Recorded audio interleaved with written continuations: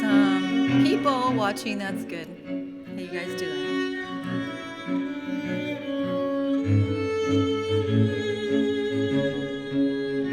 Just wanted to make sure we're there. There we are. This is the Solace String Quartet doing a fabulous version of Pat Metheny's piece. Let's see if I can find the name of it. Glad you're joining in. Minuan Unknown.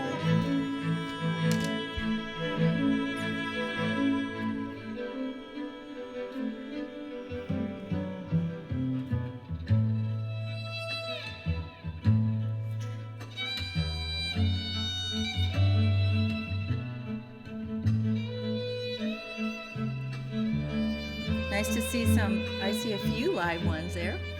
We'll just check in. We're at a different time today.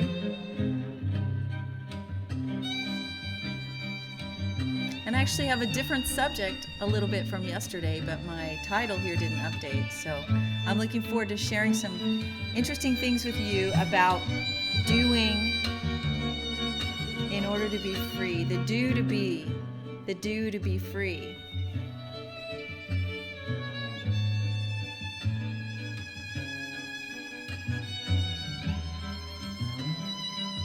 Hello there.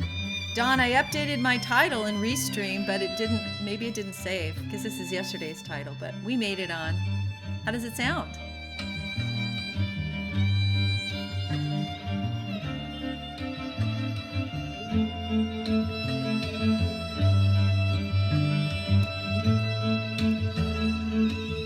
That is Pat Metheny's piece, and this is the Solace String Quartet. Isn't that beautiful?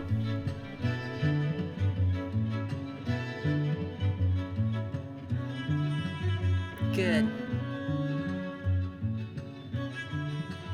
Well, guys, thanks for joining in today. It was a little bit of a later hour for me. I had a conflict in my schedule.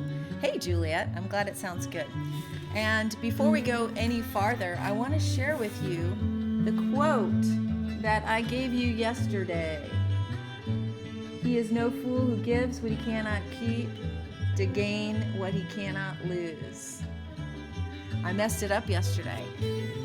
We talked about what it costs you, and it costs me to live in fear, and what Jim Elliot, the missionary to the Auca Indians, taught us about what it really means to understand what Jesus said, that he who seeks his life, seeks to save his life, will lose it. But he who loses his life for my sake, Jesus said, will find it. And of course, I told you the story yesterday about Jim Elliot and how he spent his whole life preparing to reach the Auca Indians, that were a murderous tribe that had generations and generations of murders going back and forth as a culture. And this young man prepared pretty much his whole young adult life to go and reach them and learn their language, and he was killed during his very first contact with them. You might think, well, that was kind of stupid. He kind of wasted his life. But you know, Jim Elliot had, I think, a premonition that he was going to give it all for something bigger than himself. And that's why he said, he is no fool who gives what he cannot keep, which is our life, our security, to gain what we cannot lose, which is eternity with God, eternity with Jesus. And you know, the amazing thing I told you guys yesterday was that Jim Elliot, after he was murdered by the Auca Indians, his wife, Elizabeth, and the wives of the two other men that were murdered, went to live among the Auca Indians. And because they did that in the face of murder, and instead of reinforcing a murder culture, they went in and brought the culture of the gospel. They transformed an entire tribe of people, eternity in his heart. Yes, Soteros 9, that's right. And so yesterday, I think it was a really powerful scope about why we can't afford to be afraid. Because the word fear in Greek, phobos, means to pull back. It means to withdraw. It means to hide. It means to leave on the table what you and I are called to do, what we're called to be, what God has created us for. And ultimately, if we hide from Him and we try to hold our own life, we try to preserve our own life with our humanism and thinking we're going to be good enough to get to heaven on our own, we will lose, because the only way is the way He's provided. And once Jim had that locked in his heart, once Jim Elliot had that locked in his heart, he was willing to give his life for the sake of sharing the gospel with a tribe of murderous people. And that whole tribe was transformed. Incredible movie about that called The Gates of Splendor. His son wound up being friends with the son of the man who killed him. Isn't that amazing? But I wanted to make sure that I gave you the correct quote here so you could chew on that a little bit. And today I want to talk to you about why, once you've determined that fear really is biting you in the butt and really is chewing you up and really is keeping you from something that is of inestimable worth, why it's important that you don't wait around until you believe necessarily just right, or think just right, or the feelings go away. You know, the important thing is to do. You can do yourself and act yourself into more believing than waiting around until you feel and believe and then act. You can act yourself into more freedom than if you sit and wait to feel good about it and to feel some sense of security in your self, or in locking in your value system or your faith. And this is a quote that I got even today and it's from John G. Lake, who had an incredible supernatural healing ministry, and on a par that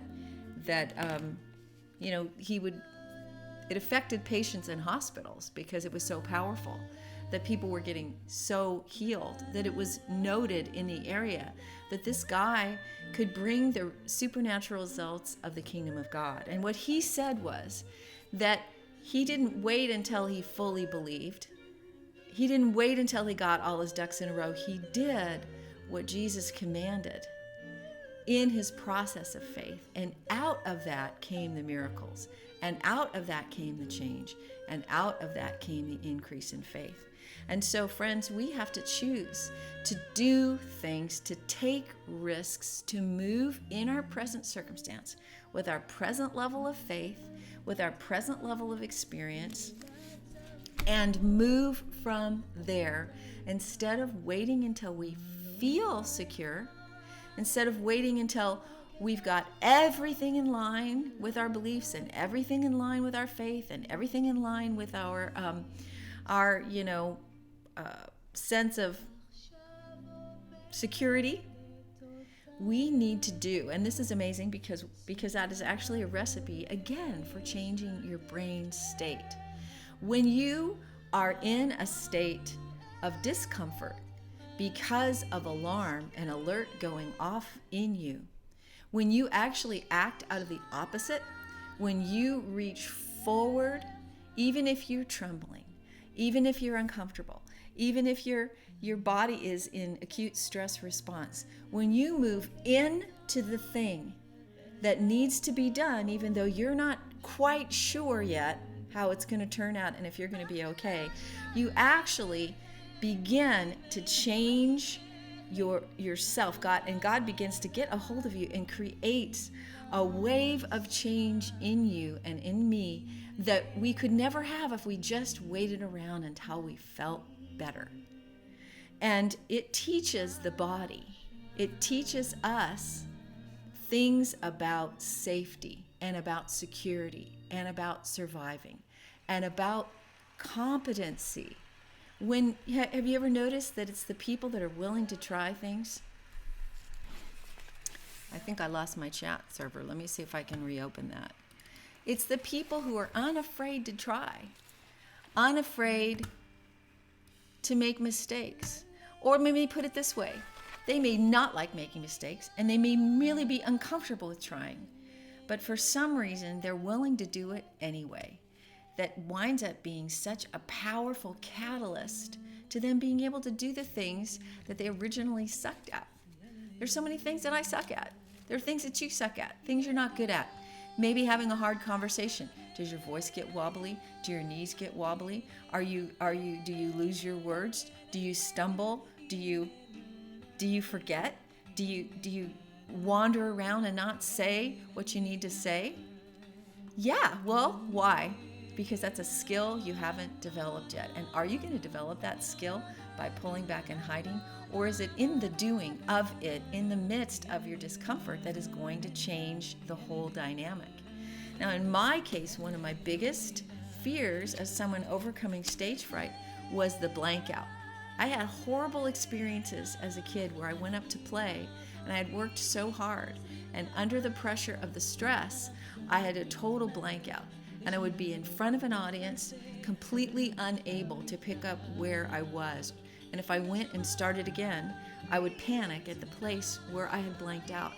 Very, very humiliating, very shaming, very dark, and it set in me a kind of terror that I couldn't rely on myself or my brain, couldn't rely on what I'd learned, that at any minute the rug could be pulled out from under me. And I learned that, and I believed it, and I lived out of it. And because of that, I avoided the very thing I wanted to do, which is to be able to play and sing and play piano and do things and share music and create and risk. But because of those seminal teaching experiences, learning experiences, I got the groove. So when I began to do, even though I still had acute stress response and fight or flight related to those types of things, when I began to do, even though I didn't fully believe in my competence, when I began to do in order to learn freedom, I learned to create cheat sheets. I learned to create systems that would help stabilize me in my process. My friends, you can do that. When you step forward into your next right risk, because you've realized that you're sacrificing so much by staying in your fear avoidance state, there's nothing that says that you can't create handholds and guardrails and opportunities to change without sharing your faith, learning to say no, learning to have a conversation.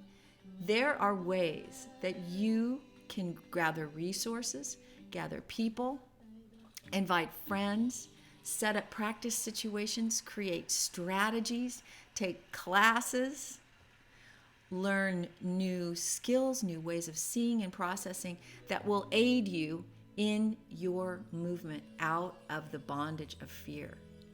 Available to you. You see, when you're in a fear state, and when that has been what you've lived out of, which is the scripture commands us not to live in a fear state, you have a zero-sum game in your mind.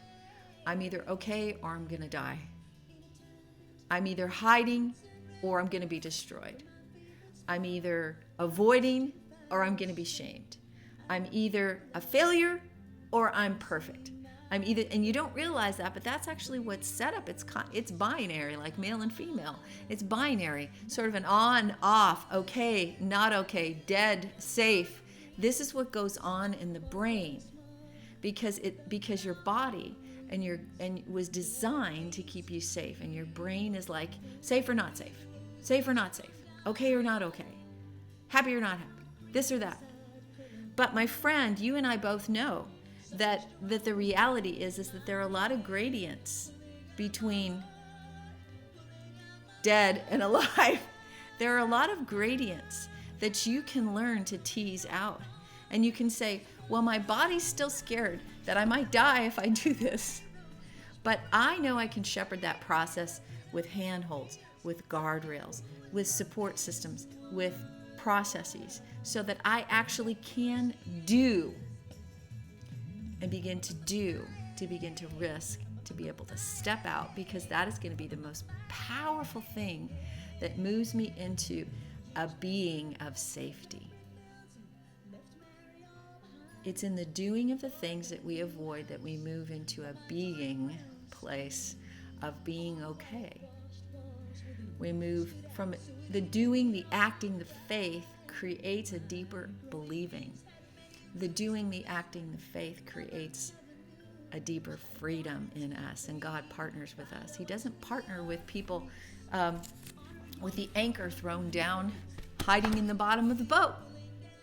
He partners with people who are willing to cast the nets again and go out to sea.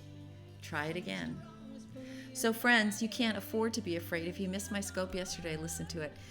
I talked really deeply about why you can't afford to try to preserve your own life, to preserve your own safety. You'll lose in the end. You'll lose everything that was planted, and you'll lose the things that God wants to cultivate in you. You'll lose the glory that's on the other side of your fear overcoming process. And in the midst of all this, the doing changes the believing, the movement forward, the testing, the next risk, even if it's incremental. And you can find and cultivate resources that help you.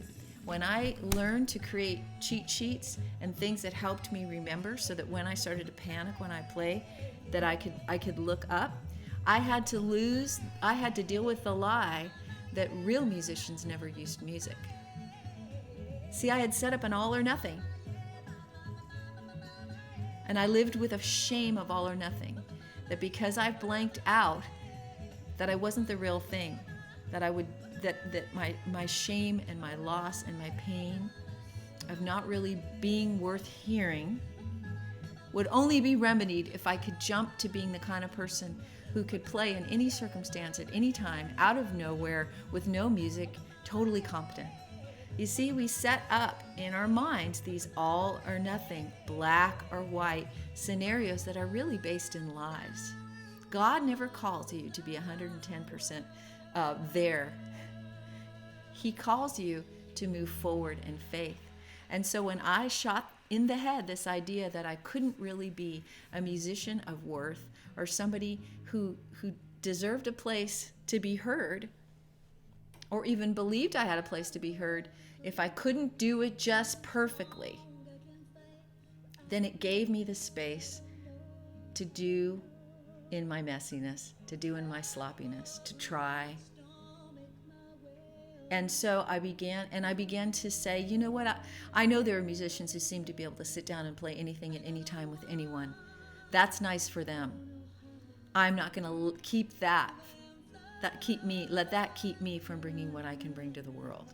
I know there are people who don't mean music. I know there are people who memorize so beautifully that they never forget. I know there are people who don't get nervous. I know there are people that can cover a mistake.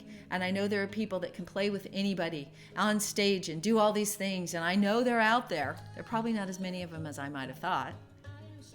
But I will not allow that all or nothing binary, right, I'm either perfect or I'm a failure, to keep me from bringing what I can bring. And right now, maybe what I can bring is a kind of a wobbly voice in a nervous environment for a few people in a very non-threatening situation. Maybe I need to go play at the old folks' home again. Maybe I need to have all my notes. Maybe I need the following things to be with me. And guys, you can do the same deal when it comes to you moving forward. You can gather the resources and the help that you need to help you be competent with your next right step. You're going to do it messy. You're going to be wobbly, and you're likely not going to be elegant at it or perfectly strong. But it must be done in order for you to be free. You're going to do, and be in the doing, you're going to find your thoughts are changing, your perceptions are changing, and you're becoming more free. Because as we learned yesterday, if it's all about preserving ourselves, we're going to lose it anyway. It's a great price to pay to live in self-preservation. You really can't afford it. And like Jim Elliot taught us, you lose your life. And what is something that you need to lose? Your self-protective ego that says you don't want anybody to see you do it badly. You need to lose that. I need to lose that. The potential that people might think this, that, or the other thing about me, well, they probably will. So I need to lose my reputation. I need to lose the self-preservation of my reputation. I need to lose the worship of my self-image and how I'd like to be perceived as this competent, amazing person. I got to lose some of those things in order to get free. And in that I'm learning to lose the preservation of my life and how I want to control it all so I'll feel safe and put up a good front. Can you learn some of those things too? Remember, Jim Elliot taught us that he is no fool who gives what he cannot keep to gain what he cannot lose. And Jim Elliot gave his life literally to reach unreached people with the gospel. He gave it and he said, I can't keep my life anyway, so when I go see these people, who knows? They might murder me, but I'm going to gain eternity, and I'm going to gain souls, and I'm going to gain influence, and I'm going to gain love, I'm going to gain self-sacrifice, and I'm going to gain the crown of life. And that's what he did. And his legacy is astounding. His legacy is astounding. You want a legacy? Gonna have to learn to risk. There's no other way to get a real legacy but to risk. So, guys, I will see you tomorrow at my normal time, 1 p.m. Eastern Daylight Time, and I look forward to exploring this more with you then. Do something that scares you. Plan and execute on your next mission.